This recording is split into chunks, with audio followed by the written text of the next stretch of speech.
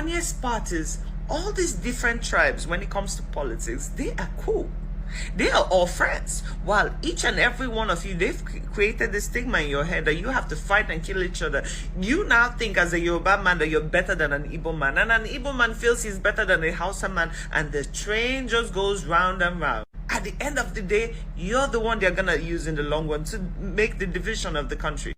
It's so painful to me to open my phone one day in the middle of a 30-day rant and see the destruction that happened in Uromi, Edo State, because I'm an Edo babe. So when I hear things like that, it really pains my soul. I actually feel hurt for the people.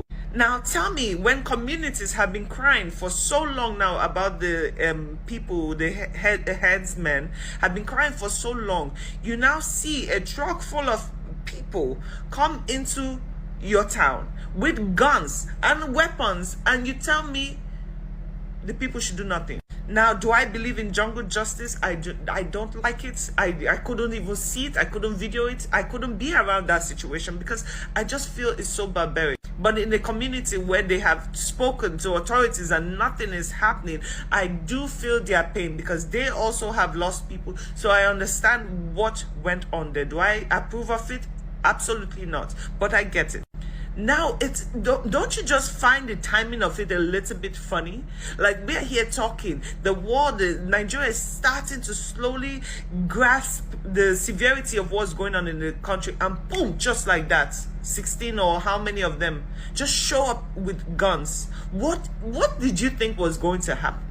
And from that moment, people have calmed down on their rants. They've calmed down because I feel like all this is one big strategy to distract Nigerians because we're so easily distracted from the main picture.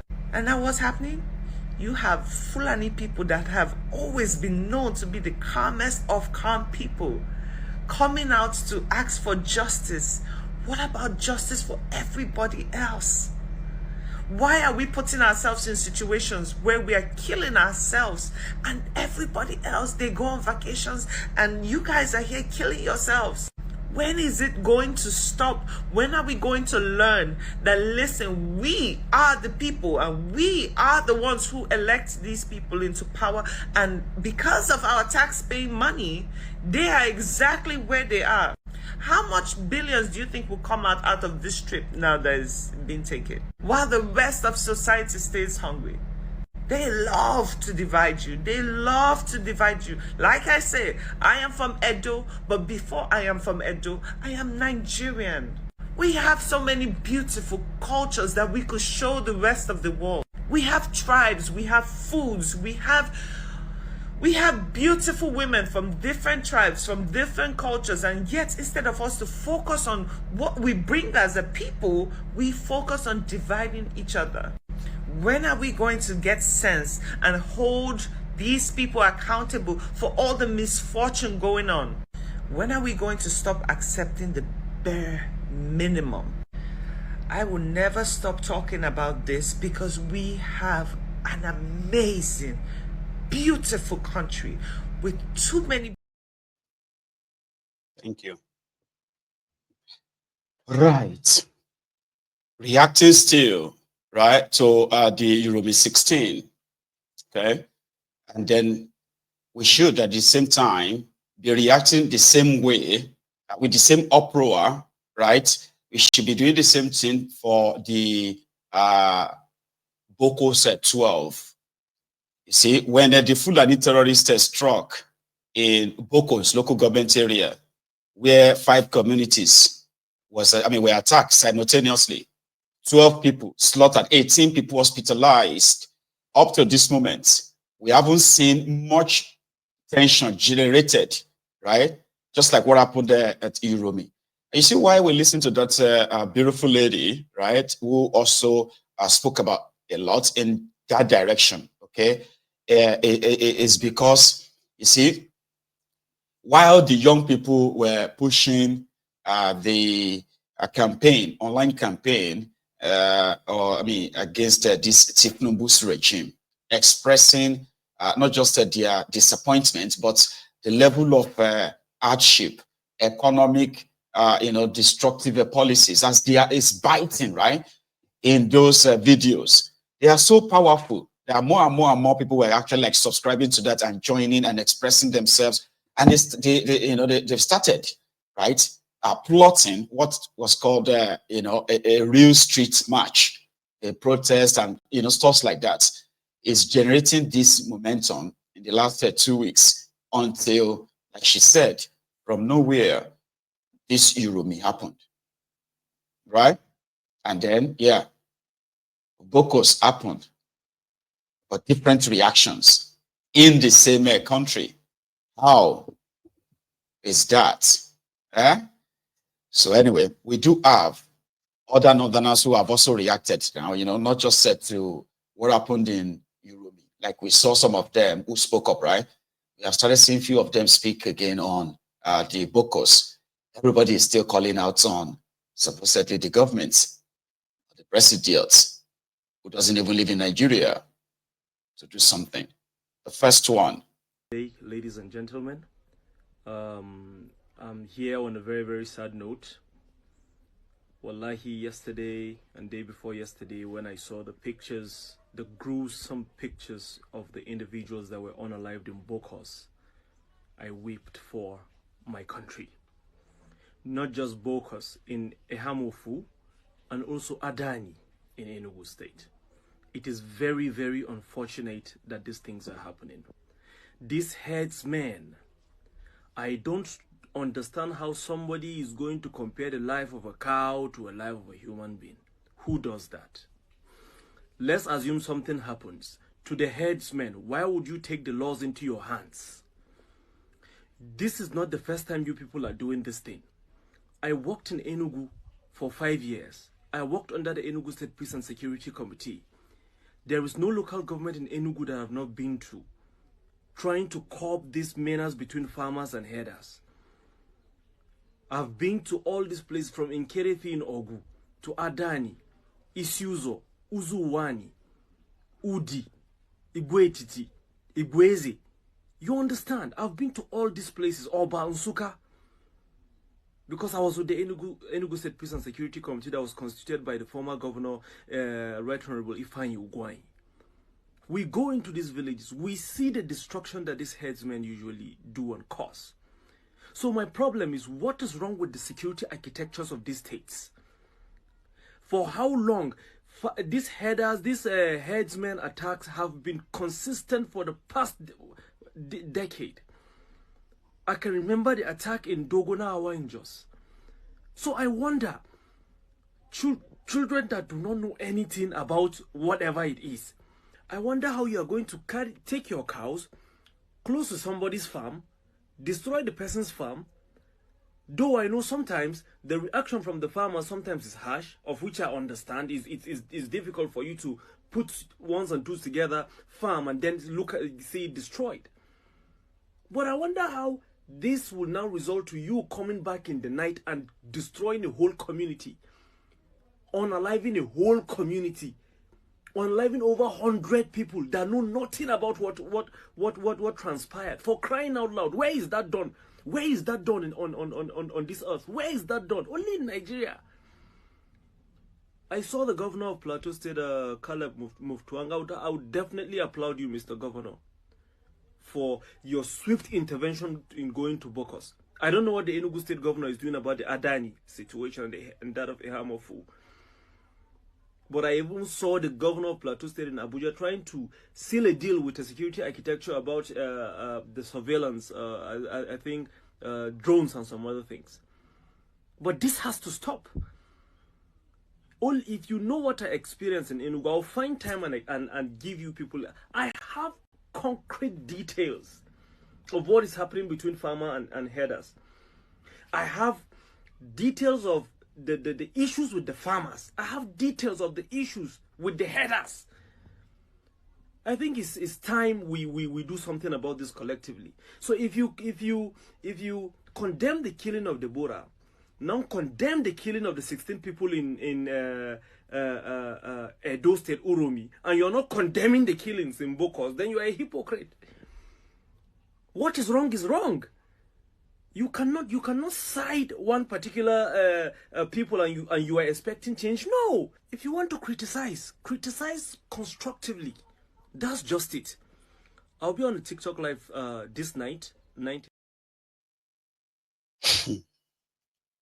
I know that we all have this trust issue, and that in itself is the evidence of how divided we truly are, courtesy of this A, B, C. The people have no trust in their government, right?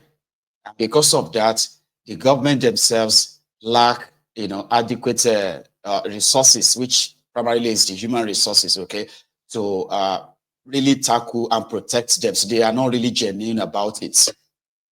So if somebody speaks or somebody says something in Nigeria today, if I say something, there is the possibilities are there will be Yorubas, okay, there will be the reaction of people will be based on who am I, or is a Yoruba man, while others will be like, oh, he's a Yoruba man, he knows what he's talking about, let me listen to what he's saying. Or this one knows what he's talking about. Say, oh, he's an Igbo man, he's biased, this and that. You know what I mean? Like, that is the state in which these criminals have led Nigeria. So when you listen to a northerner, right, kind of like speaking up, because the purpose is, number one, to have people who have sound knowledge of what is wrong, from all sides.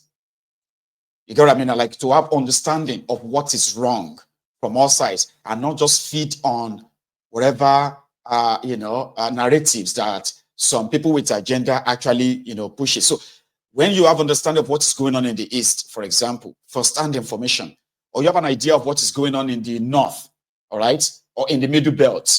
So having all this understanding, again, also kind of includes when you also understand the roles different players are playing in that in those theater, kind of. Here you get. So it helps so that when you are talking to or if I am talking to, or when I'm talking to or speaking to the Yorubas, I have the angle from which I am going to address them in such a way that majority of them will likely not only listen to me, they are likely going to take what do you call it? Take my proposal, what I think is a solution or whatever, right? They're likely going to take that to heart. Depends on the platform at which I am given the opportunity to present any of this. Similarly, when somebody who is from the North understands, right? For example, like that guy, understands the damages, right? The physical, the psychological damages that they call them Fulani herdsmen. I don't call them that. I call them Fulani terrorists. So the damages that their actions does to people. Now, if somebody from their side is able to say, I witnessed it, all right, and I don't think it make any sense for anybody to equate the life of a cow to that of a man or a woman attacking, innocent villagers in the middle of the night simply because one farmer from that community decided to fight back your invasion of their farm. Then you come back to wipe off or try to wipe off the entire community. That is terrorism. So if somebody from that part understands that, there is a possibility, there's a window there, right? That you begin to have the population of those who understand, for example, again, right? Why the Biafrans are demanding for Biafra and why some of them, as much as the criminals in Nigeria decided to criminalize the self-determination in Nigeria, when somebody from outside that place have an opportunity of visiting the place, have a first-hand information experience, then that simply means they would understand the pains that the people have been subjected to, the neglect, the kind of state conspired marginalization. So when you are from outside the place and you get to understand it firsthand, like I said, it gives a better it's kind of like it gives a better acceptance, so to say, right, to those who are from outside that clan, which means an Hausa man that's just like that guy will be able to tell a fellow Northerner or a fellow Fulani and say, man, the atrocities we are committing in that place and how the government is looking away as well is indeed enough, right, for these people to say they want to break up, because that will allow them to defend themselves, since Nigeria won't defend them, right? So somebody from the north then will be like, oh, I never saw it that way. I just thought that they're just too proud. I don't know, like they are always like want to break up. So I didn't see it that way. So, well, I experienced it and it's even worse. All right. So that is one. The leader, the youth leader, or call him Afenifere, a Yoruba social, cultural, political group called Afenifere. The guy, Eniola Ojajuni, who happened to be the president, the youth president, or should we call him the president of the Afenifere youth, was kidnapped early this year. You saw that story. I shared it on Mayegun's Diary Political when I was in America. I think that was when it actually happened in Houston then, right? So his kidnappers, he said it was on his way to Abuja when he got kidnapped by Fulanis. And they demanded for 100 million naira or they will kill him. So he was tortured and they recorded him. He was tortured and threatened to be killed, shot and killed, if the ransom was not paid. And he was begging in a very viral video, right? Anyway, Eniola Ojajuni, right, has now shared his own personal experience and story, and he used this opportunity to call on those, acclaimed Yoruba leaders or the Yoruba political leaders to better wake up. You better wake up, because from what he experienced, right, we are done for in Yoruba land and in southern Nigeria. So, in general, kind of. So listen to this. Eniola. My name is Prince Eniola Ojajuni, the National President of Afenifere National Youth Council. To all the leaders of the Yorubas presently, the OPC leader and all the present leaders of the Yorubas, it happened to occur on the 17th of February. I have a meeting in Abuja with Abuja Chambers of Commerce. Unfortunately, my flight was scheduled for Tuesday, and I just have to be in Abuja on Monday. Like I said, we proceed on that journey on that fateful Monday. It was a black Monday, a Monday that I will never forget in my life. A Mondays of sorrow, a Mondays of agony and pains, because what I went through, it was the grace of God. I know mercy of God. It has saved me for that terrible experience. And what happened to me, I doubt it can happen in Borno State, in Katsina, in all the northern part of this state, because I believe the Yoruba, what our leaders have said, no Yoruba can go to part of the north and kidnap their emir or any leaders of the northern part. So as a result of this, I think urgent needs to be taken in order for us to stop this ungodly attitude of Fulani X-Men, because I was signaled by Fulani X-Men. Like I said, on that 17th, when we get to Ondo State, and from Ondo State, after Ikare, the journey was smoothly, and we proceed to a town called Akumo. It was after 3 minutes between Akumo and the Nigerian military checkpoint. In fact, just 3 minutes between Amateku and the Nigerian military checkpoint, there will be ambush. 19 bullets were thrown in my car, and I sustained 2 bullets AK-47 in my bubble, and other vehicle that was coming from Abuja, other going to Osun State, was ambushed along the land. Were 9 in number that was kidnapped, and we started that journey. The journey was, I was bleeding seriously.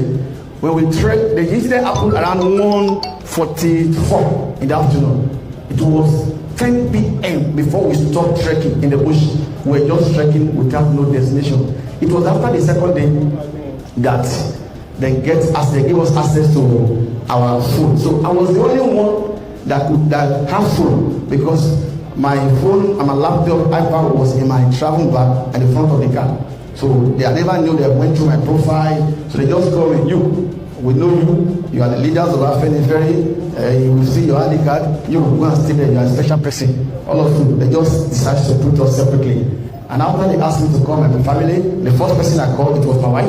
I told my wife and I instructed the National Secretary of Afenifere that he should release a press statement that I was kidnapped on my way to Abuja and I sustained bullet injury. That was how we started that journey for 12 days. No food, no medical care. Every day we were subjected to torture. In fact, because I just have to come because medically I'm not fine. I was released on the 1st of March. My phone was being tracked.